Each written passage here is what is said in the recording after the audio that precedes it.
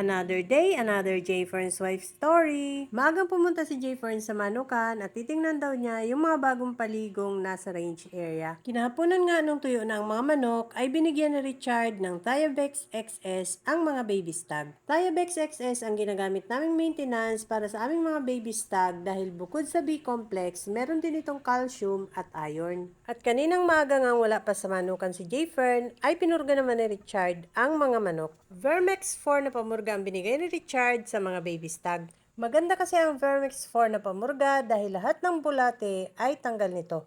Alas 10 na nga pinatuka ni Richard ang mga manok kaya ayan, gutom na sila. Nakakatuwa kapag ganitong masisiglang kumain ang mga manok. At dahil regular nga ang pagbibigay namin sa kanila ng B-complex vitamins, tumatapang naman ang mga baby stag. Nagsisimula na ngang mamalo yung pinakamalaking baby stag na kasama nila dyan. Kawawa daw yung mga napapalong manok, sabi ni Richard.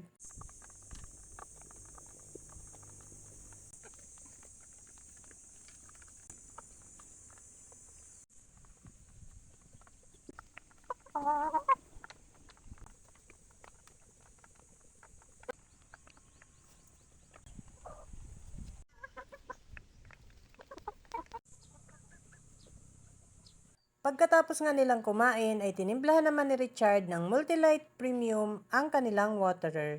Dahil sobrang init nga ngayon ay kailangan ng mga manok ang electrolytes para hindi sila ma-dehydrate. At dahil pinurga din sila, kailangang maibalik ang normal flora ng mga tiyan ng manok kaya kailangan nila ng probiotic.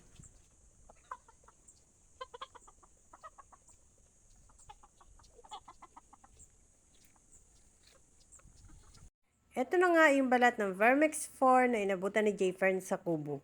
At para mapurga lahat ni Richard ang mga baby stag, bago lumabas ng kubo ay isa-isa muna niyang sinubuan ng pamurga. Sa ganong paraan nga ay mapupurga niya ang lahat ng mga manok. Pagkatapos magtanghalian nila J. Fern ay pinuntahan niya ang pugad sa breeding range. Hatching na kasi ang mga itlog na nililimliman ng dalawang black broodhen. Itong SBR broodhen ay mukhang madami nang napisa. Yung isang black broodhen naman ay may napisa na kaso yung ibang itlog niya ay nabasag. Itong SBR ay 11 ang itlog na nililimliman niya. Sana nga ay mapisa lahat. Yung atay di black naman ay 6 ang nililimliman.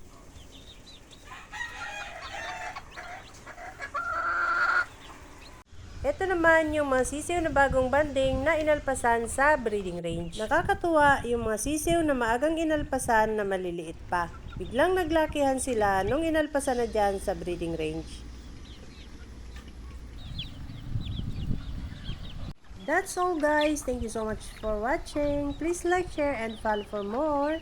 See you on my next video. Bye!